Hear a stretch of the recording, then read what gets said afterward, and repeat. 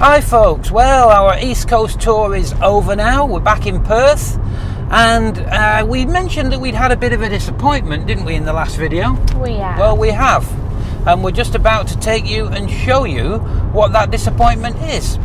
We've also been asked a few questions that we're going to answer for you, and it's the type of thing that people often don't talk about.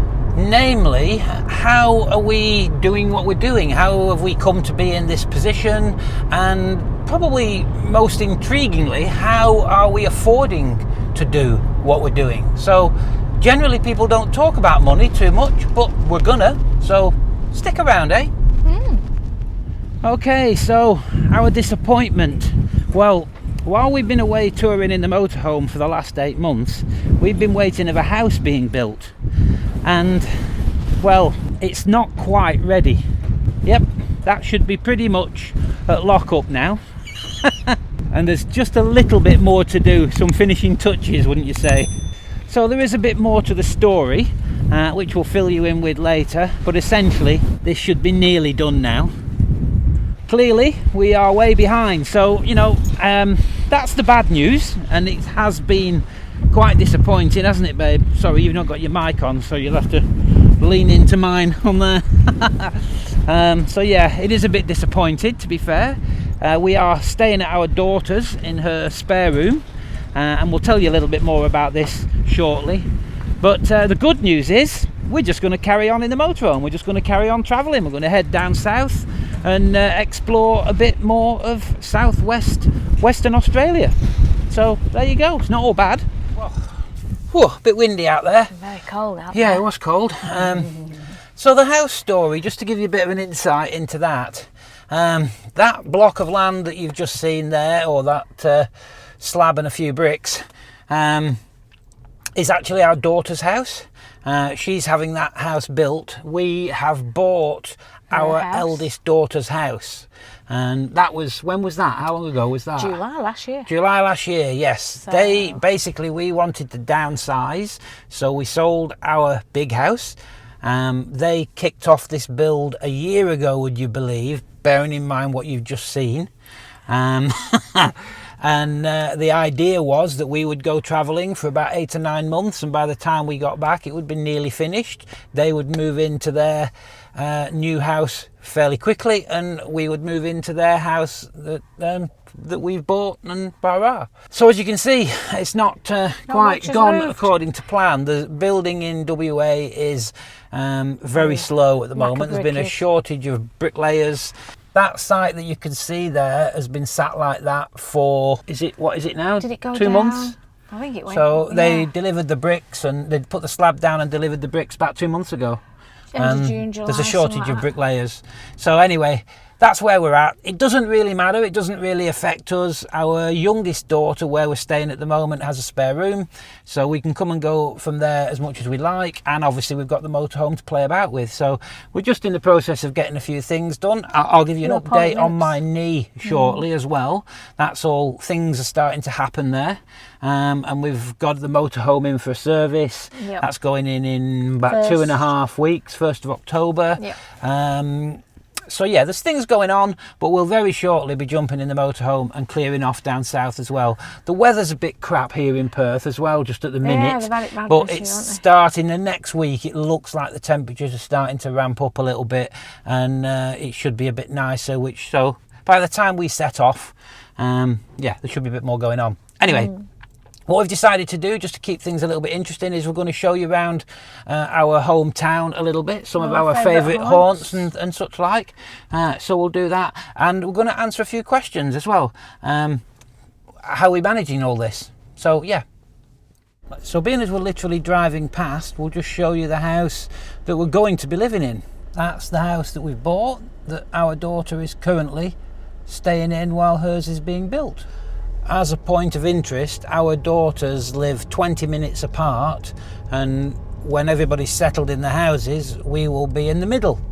So it's kind of 10 minutes either way to each daughter, which is perfect. Pretty ideal, isn't it? From their point of view, they seem to think it's ideal for babysitters. You will maybe notice I had to block out the address there because I don't want the paparazzi or people queuing up outside trying to get Cooking with Carl recipes and such like. So yeah, got to be careful, you know how it is. Okay, so we've come out to one of our regular haunts today. This is one of our favourites, isn't it? This is a Dome Cafe. Now, for anyone that doesn't live in Western Australia, you won't be aware of Dome because it's just a WA thing. They are all over the place, aren't they? And it's the same exact menu everywhere, and it's just consistent, really. It's good everyday food at fairly realistic prices, and they have kind of seasonal specials, so its sort of menu varies a little bit. So yeah, I come here quite a bit. Well, that was very nice. Delish. We had the we had the seasonal breakfast bowl, didn't we? Which was lovely. A bit different and pretty healthy as well, really. Yeah. Tiny bit of bread, but other than that, it was good. Sourdough. Yeah, it was sourdough. So as we said earlier, we're just going to answer a few questions that we've been asked. Now, if you read all our comments, you may have come across one or two of these questions in the comments, but some of these are things we've been asked since, and some of these aren't really questions so much as things that we have been asked when we've been chatting to people. Time and time again, the same things do come up. So we thought we'd run through a few questions. Excuse me for having my phone in my hand, but I have made some notes so I don't forget anything. So one of the questions, we'll just, no particular order here. Do you think you spent enough time in each location that we went to? Now, that really, in our case, I think we did. We had on our trip 2 huge restrictions, didn't we? My knee being one, and the fact that we had, yeah, me and the dog. So the fact that we've got a dog with us was we were very restricted. Now, what we mean by that, what you don't sort of think about some of the time, is if you go to a town and let's say something as simple as there's quite a nice, quirky little shop that's just interesting. You've got to go in separately, haven't you? One of you has to stand outside with the dog, and equally, if there's something in there that's quite nice, you come out and you say, go and have a look at such a thing down the bottom on the left-hand side. You know, you really do. You are a little bit restricted with the dog. We were restricted with my knee in that we couldn't walk for miles and do that sort of stuff. So in our case, I think when we'd had 2 or 3 days in a location, and in some cases just 1 day, we felt like there wasn't a great deal else for us to do. That doesn't mean that there's not a lot for other people to do. So I think in our case, we did spend enough time in each location. But as I say, that doesn't necessarily... We've done what we could do. We did. So I hope that answers that one. The car. We were talking about the car all the time. Is it necessary to have a car with you when you're travelling in a motorhome? It's just more convenient, isn't it? You know, why did we not tow the car? Well, we've addressed that one in a separate video. We've got a video if you look back through our collection. We left it a bit late to organise. Yeah, there was a bit more to it, but there is a video if you want to watch that in its entirety. It's called To Tow or Not to Tow, and that explains why we did what we did. But in essence, having a car with us was an absolute game changer. Staying somewhere in the motorhome for 2 or 3 or maybe 4 days, running backwards and forwards in the car. You'd have to connect, disconnect. It links in with the dog, to be honest. So, you know, one of the things that we didn't consider initially was if it's crazy hot or if it's raining, what do you do? If it's 40 degrees outside, you can't really take the dog out. It's too hot for him to walk around on the floor. If it's raining, our dog in particular, Sid, doesn't like the rain. He'll fight you to get back in the motorhome. So you're a little bit stuck. So at least if you've got a car, you can get out, you can explore a little bit more, you can go for water, you can go to the dump point. And we saved a tremendous amount of fuel by riding around in an economical vehicle rather than a less, shall we say, economical vehicle. So yeah, we found that absolutely necessary to have a car. Well, it wasn't necessary, but it was better. It was much improved, yes, much improved. We wouldn't do it without a car. When you we wouldn't anywhere. Do it without a car, would we? No. I mean, it'd have been easier to tow it and we'd have been together, but at the end of the day, we're on the walkie-talkies all the time. Yeah. We weren't apart much. Don't worry. Would we do anything? I had to listen to him there too. Would we do anything different if we were doing the trip again? Would we make any? Well, we'd have got your leg. changes? We'd have got your knee Yeah, sorted first. obviously the leg, and and if I'm absolutely honest, much as we love him to bits, if anybody said to me, look, we're 50-50, we're doing a big trip and we don't know whether to take the dog or not, unfortunately I would in a heartbeat say no, don't take the dog, because it did have a big impact. But not as much as it would have done if you could walk. Absolutely, but yeah. if we'd have walked all day with the dog, it would have had no impact at all, because he'd have been asleep all the time. Yeah, well, when we was at home. So I don't think we'd have done walls. anything much different, would we? Really? No, because no, I don't think we would. I think we sort of found our little level, didn't we? Parks if we didn't have the dog, which we didn't have that option. Another thing that came up periodically is it necessary to have a generator?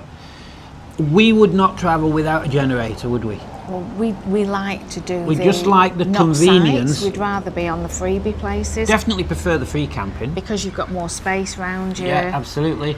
And just the flexibility of if it's rainy or miserable for a few days. There was actually 3 or 4 occasions when I fired up the generator. This will sound ridiculous, but I fired up the generator just to melt the butter in the microwave because it literally took 20 seconds to connect it and fire it up. And if Angie wanted to dry her hair you never did it for my hair. We never asked, actually. I don't recall you asking. No, could have done any time. We did it for various small things. If we just wanted to do some chips in the air fryer or whatever. So it was just convenient, and if you really needed it for aircon because it was crazy hot or heat or something, it was there, and it's cheap. If you're going up north and you're doing freebies, you'd need it. Say yes. Another thing that we talked about a tremendous amount was Starlink. Did we regret not getting Starlink? Should we have got Starlink? People were saying I wouldn't travel without Starlink. Now, the truth of that is we increased our data plans on our phone and we were away 8 months. Now, we had 2 nights on the Nullarbor going and 2 nights on the Nullarbor coming back, where fair enough we had no coverage. Well, we've got Telstra, but through another company. We've got Telstra through Tangerine, so we didn't have total coverage. We had the wholesale version of Telstra, so you're slightly lacking.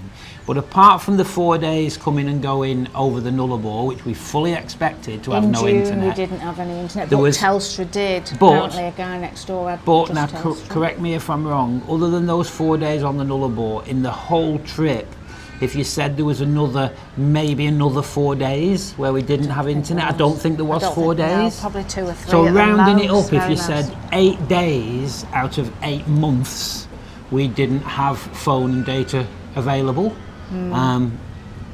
So if you think, we get through a lot of data because of uploading videos, so we have access to 300 gigs of data every month, and we use a good lot of that. So for normal people that are not doing a YouTube channel, you wouldn't need anything like the amount that we've got, and we're paying half the price of Starlink.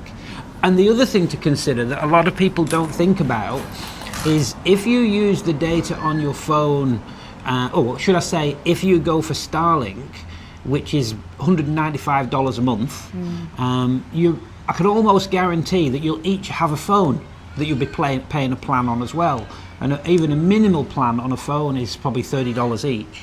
However, if somebody is totally 4x4 in and going really out in the sticks, they would need Starlink. Yeah, so sorry, just to finish off what I was saying, if you have got Starlink and 2 phone plans, you're up around somewhere between $250 and $300 a month mark. We were basically up just a touch over $100 a month with all the data that we had. But if you go in the middle of whoop, you will run out of data. And we also knew, because of our vehicle, our motorhome is very much an on-road vehicle. So we also knew that we were only ever going to be travelling on main roads. So we had a couple of advantages there. If we had an issue, if one of us was hurt or a vehicle broke down, we had another vehicle with us, so we would never really be trapped. And we were also on roads where give it 5 or 10 minutes and somebody else is going to come past anyway. Yeah. We weren't in the middle of nowhere. So we felt very Same. happy not having Starlink. If money's no object, you've got an unlimited budget, fine, But whatever. It's like if you do want to go and camp on the beach and stuff like that, and you've got the 4x4 capability, then you would need it. Yeah. Okay, let's leave that at that for a minute. Back to the video. So we're just going down the coastal area now. We thought we'd let you have a quick look down here.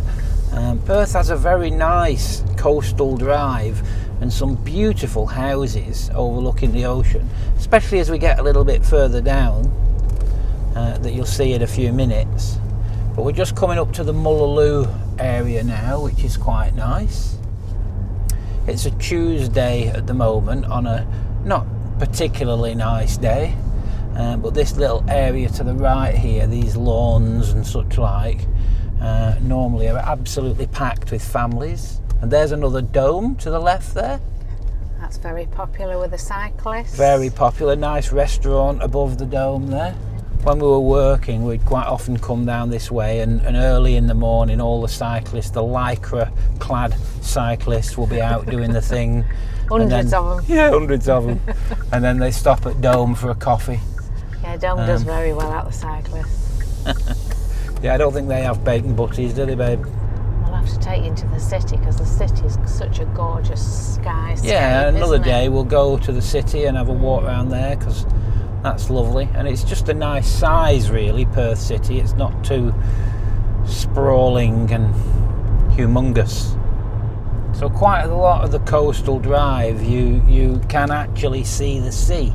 You are literally right next to the sea, and a little bit further south, it's quite spectacular.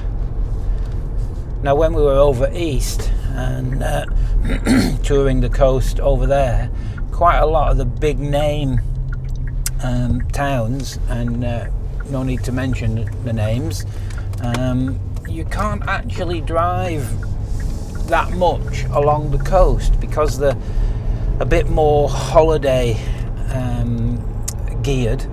All the hotels are ocean view hotels, so quite a lot of the time you can't actually drive along the coast, or you're very restricted. Where just looking here now, you can see that most of the coastal roads are domestic dwellings.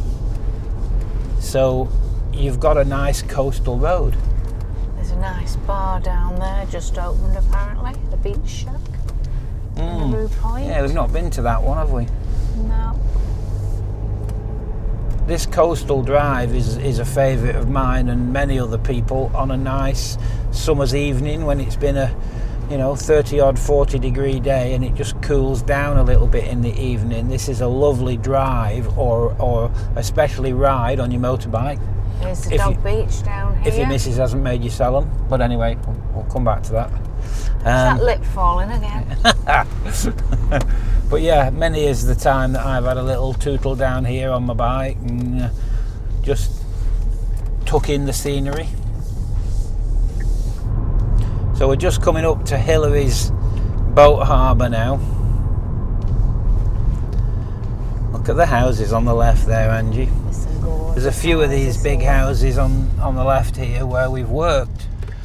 So we thought we'd just take this opportunity to answer a question that we've been asked a couple of times, and that's basically how are we doing what we're doing, what's our history, how have we come to be here, kind of thing. That's a few questions really.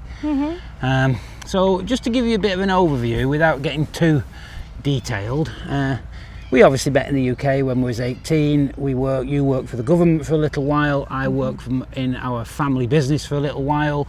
We eventually took over the family business With your brother. with my brother, and then basically when we chose to move to Australia in 2007, my brother bought me out of the family business. So we found ourselves in Perth. We worked in retail. We was in flooring retail, which was kind of what we did in the UK, and we worked in flooring retail for a little while in Perth, and then we started our own business here, which was well, it was a bit niche, wasn't it? We basically did skirting board install. We started a business that just installed skirtings, because in Perth, when they build houses, believe it or not, they don't put skirtings in. So we were incredibly busy. Yes. And we did that for 12 years. And effectively, that's what's knackered my knee, really, isn't it? Well, that carpet fitting prior. And prior to that, I did some carpet And wood and floor floors. fitting and such like. So I spent a lot of my working life on my knees. But both everything that we've done has done relatively well, and we worked our way up to a nice big house, which in last year, middle of last year or early last year, we decided to sell. Because we decided we wanted to retire. We had lost a few people. You lost your sister a few years before, and Dad, a few things, father, family. and you know, a few things were going on with a few people that we knew, mainly cancer related and such like. And we just thought, we're working hard, essentially to fund a big house, weren't we? And it was a big house. So we sold that. As mentioned previously, we bought our daughter's house and we retired. Now we are still both 59. I'm 59 in a few days, which effectively means that we can't get to our super. You can do a transition to retirement at 60, where you can basically access the interest that your super has made. I think there's a bit more to it than that, but we'll not get too involved with that. But prior to that, we just self-funded. So when we sold the house and we bought the considerably smaller house, we obviously put some money in the bank to tide us on for a couple of years, and the rest went into our super. And then the motorhome. And the motorhome, obviously. And that's where we are today. We're effectively living off our savings for a couple of years until we can access our super.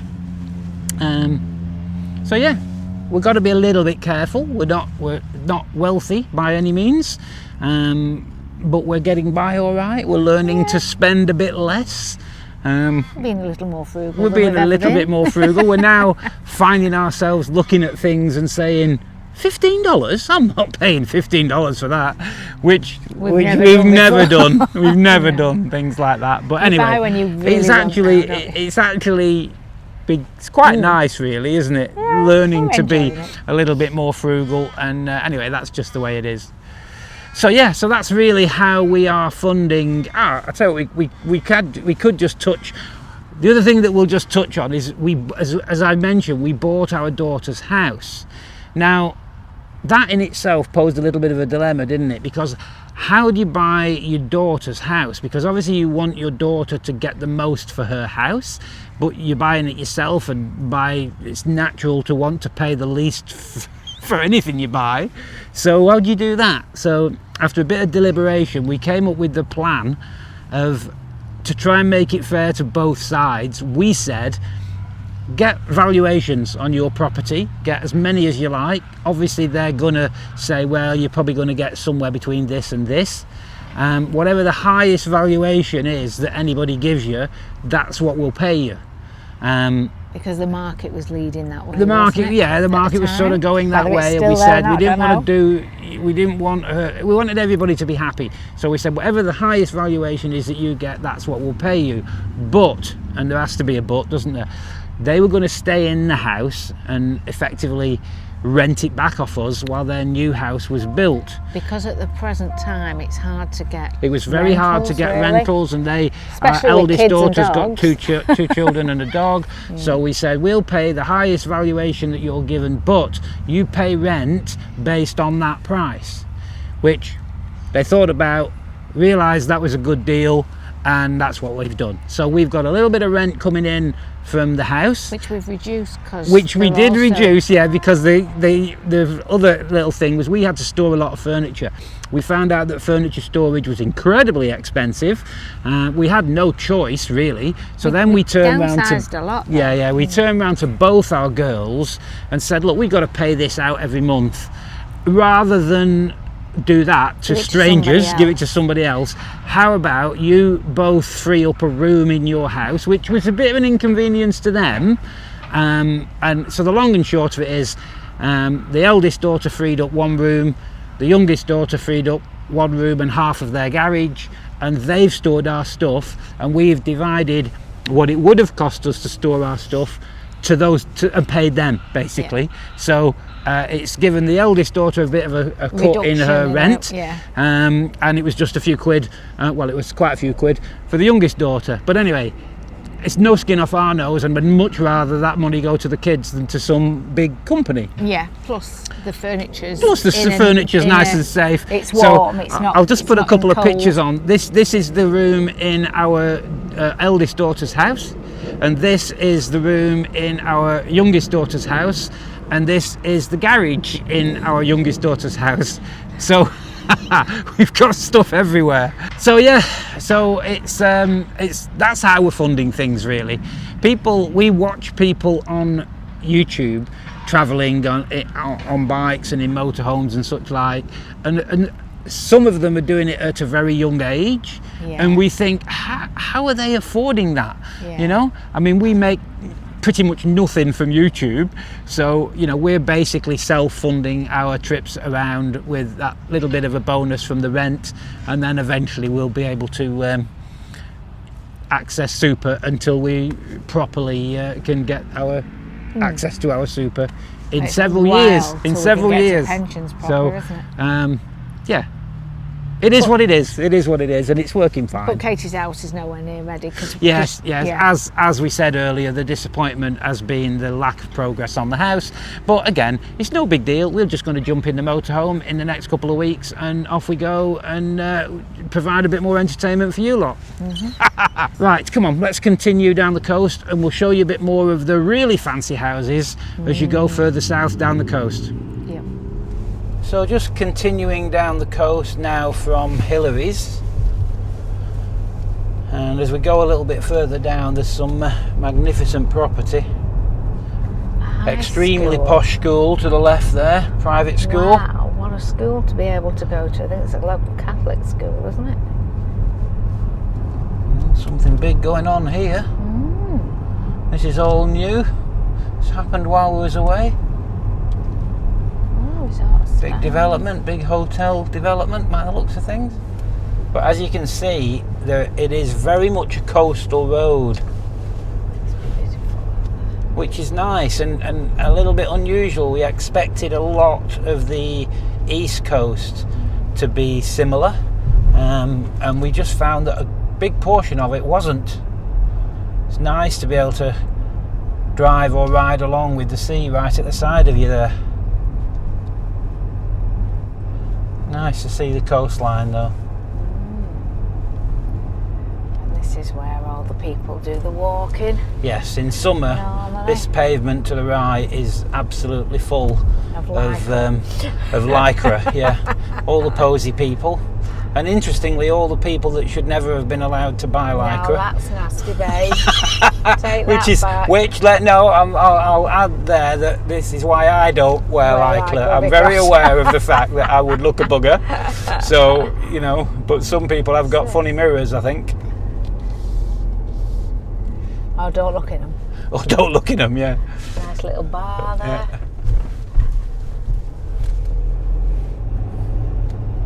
So some lovely houses.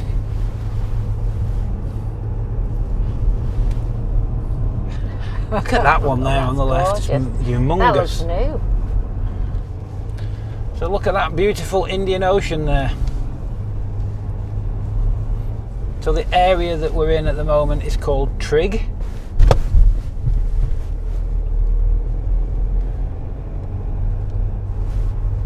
Nice calm day today, isn't it?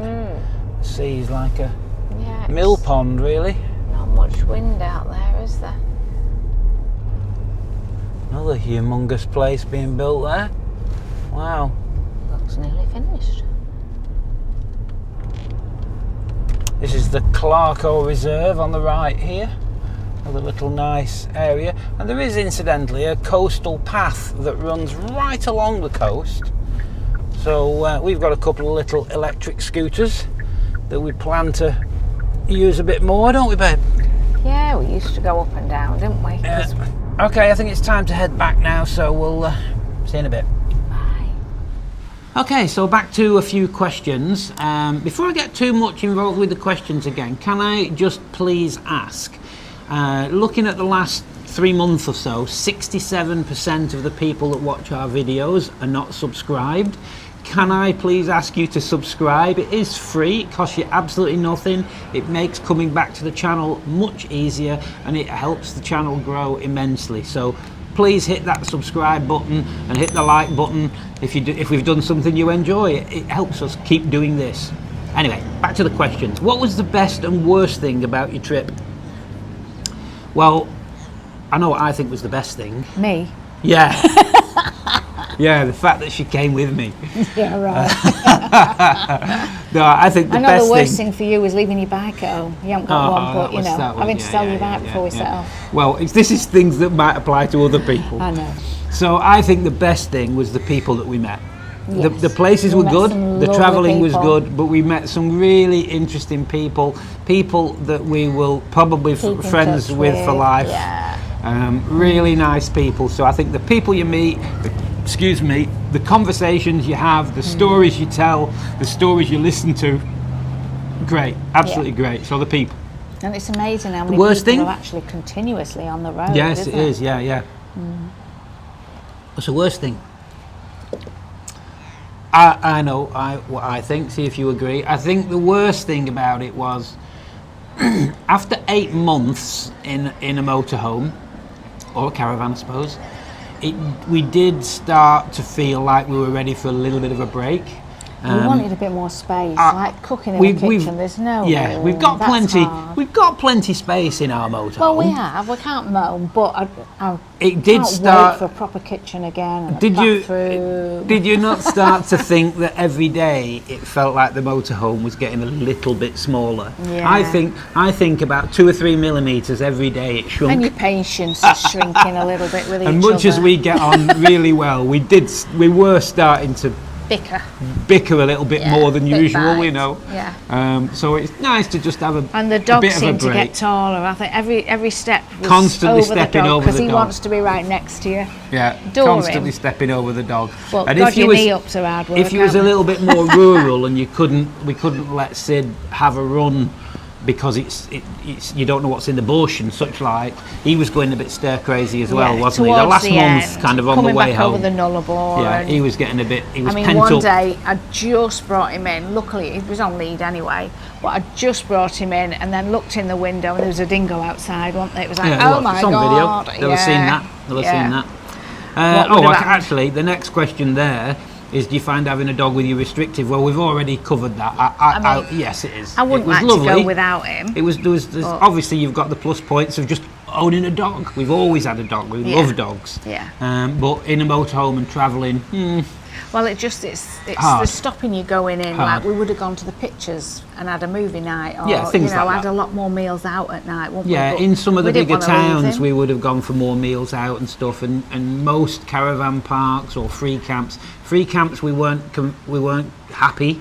Wouldn't have been happy to leave him in the motorhome. No. Wouldn't have felt comfortable. And if you're on a site, they caravan don't want site, you to. they make it very clear, and there's Yeah. very few places that we could actually leave him. We did occasionally, but very few. How many hours a day did you travel? Well, we 1 or 2 liked really, to only didn't we? travel a maximum of 2, ideally an hour, Other than an hour the and a Nullarbor. half. Yeah, coming and going over the Nullarbor is different, but when we were actually on the East Coast, let's say, ideally we would move just an hour and then have a few more days, maybe an hour and a half to the town that you wanted to go to or the place. And then visit but all try and round keep it there. under 2 hours, definitely under 2 hours if we could, and then have a few Ideally, days. for us, we'd travel every sort of probably third day. Third or fourth day. An hour and a half maybe, and then just do all the But local areas. sometimes you can't do that. Sometimes you're forced to go more, or sometimes it's only 20 minutes up the road where you Yeah. want to go. You found somewhere that's nice, it's appealing. Somebody's mentioned it to you, and you think, yeah, we'll go there. It might be 20 minutes away. So yeah, not very long really. Did you cook mainly inside or outside? Inside. Inside. I think mainly. that comes from being in WA because there's flies outside, isn't there? So yeah, we get a few more flies. barbecue and then you sold it, didn't you? I did. There is a few more flies in WA, so we're a bit more used to cooking inside. We did buy a fancy barbecue for our first sort of 2 or 3 month trip when we stayed in WA, and we never used it. Oh, we used it once. Yeah, we used it once, and it took me 3 times. It It took me 3 times as long to clean it as it did to actually use it. So now all you've got is one of them little single burners. We just have a little tiny Bunnings burner thing, the single thing. I think it was $25. If you and want we to used cook that outside, a few times. that, If we wanted to do a bacon sandwich or something like that, we used that, and that was ample. And to be honest, what I think we might do when we go on the next trip is pick up 1 or 2 of those disposable barbecues from Bunnings, which we used to use a lot in the UK. Yeah, you can have open fires and such like, so I don't see why not. It's contained. Okay. So yeah, they would probably be good to use. But no, in answer to that question, we cooked 98% of the time inside the van. The other thing that's come up a few times is how much did the trip cost? I can't really answer that because we really didn't keep tabs on it. When we did our first trip north of Perth, we did a sort of kept tally then, and then when we went on the big trip, we thought it's a bit pointless really. There's a bit of effort goes into keeping tabs on everything, and then if we saw something that we wanted to do that was out of our normal budget, are we going to say no, we're not doing it? Well, we weren't. We were going to do it anyway, so what's the point in sort of penny pinching? This was a trip we were probably only going to do once over East, wasn't it? Well, I would say we probably didn't spend any different than when we was at home, because No, probably at not. home we'd have gone out 2 or 3 times a week with somebody and had a meal out, which we didn't do. Yeah, we might have had lunches out, then we could have the dog with us. Actually, that leads into the last question quite nicely. Caravan parks or free park ups? Well, if you watched any of our videos, free park ups every time, yeah. Which obviously keeps the cost down, but that wasn't really the reason we did it. We liked the space, and we found the people that we met on free park ups. They wanted to talk. They wanted to chat, whereas in the caravan parks, a lot of the time, everybody's on holiday and they're all at work, so they're making the most out of it, and they just get out the caravan, straight in the car, and I don't know if you've noticed, but we like a chat. Well, you do definitely, don't you, Vibe? I knew that. I made that easy for her, didn't I? Oh yeah. Even your mother said can't get a word in with you. All right. So I think that's basically the questions that we've been asked. So if you've got any more questions, if there's anything specific that you want to know, feel free to ask. Just pop it down in the comments. I'll just show you where we are actually. This is halfway to our daughters, isn't it, really? So this is an area called Jindalee. It's just sort of minutes from our house where we will be living and where our daughter lives. It's a nice little park area. And there is one of our dome restaurants, the ones we tend to favour there, which is partly because they make excellent coffee. All right, so we'll leave the questions and answers bit for now, and back to the video. So we've just come out today for a bit of a treat for lunch, and we're meeting up with some friends. This cafe that I'm about to show you is a little bit unusual because, as you can maybe see, it's in the middle of an industrial estate, but this cafe here, Haystack Cafe, is Thai, isn't it? Is it Thai? Balinese, and it has the best nasi goreng that we've ever had. It is unbelievably good. So we're meeting our friends Kim and Len in here. We'll have a bit of a chin wag and a catch up with them, and a nasi. So I'll show you a picture when we come out. So it's a couple of days later, and it was very nice, the meal that we had with Kim and Len. Absolutely fantastic nasi goreng as always. This is the best one in Perth, I think. Yep. So we've come out to Hillary's Boat Harbour today to have a little wander and show you around. It's a beautiful day today. As you can tell by the car park, it is a pretty popular spot, this. Typically we would try and come down here maybe midweek when it's nice and quiet.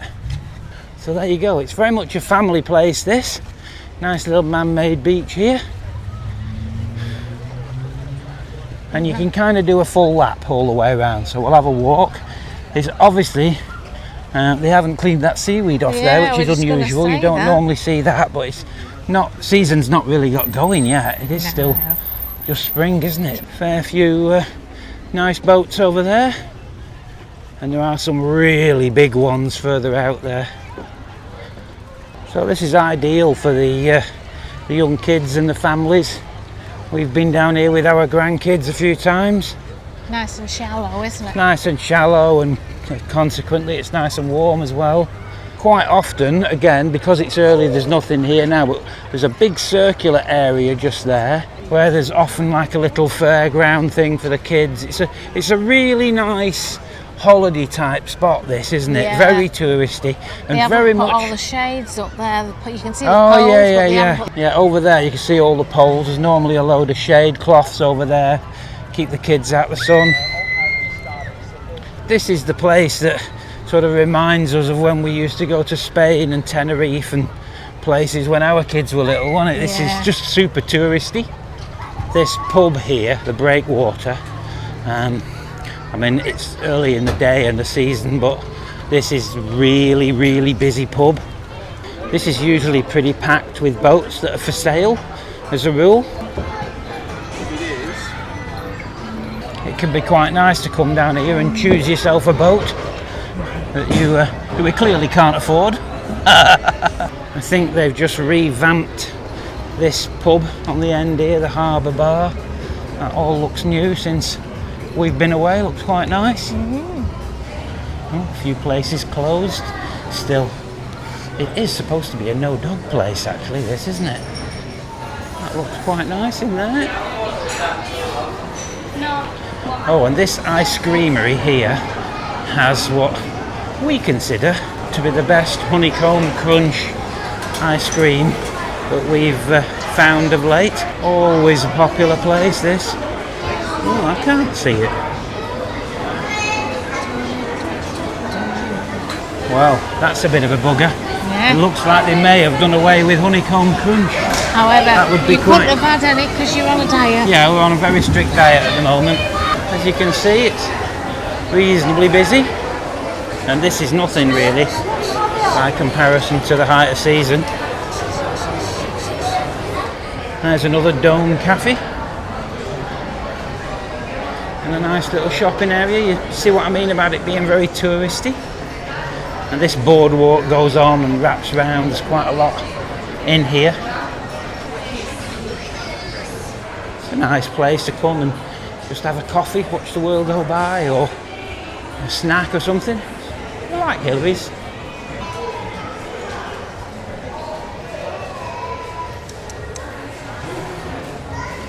There's a bit of all sorts in here, really. So as you can see, it does get pretty busy here.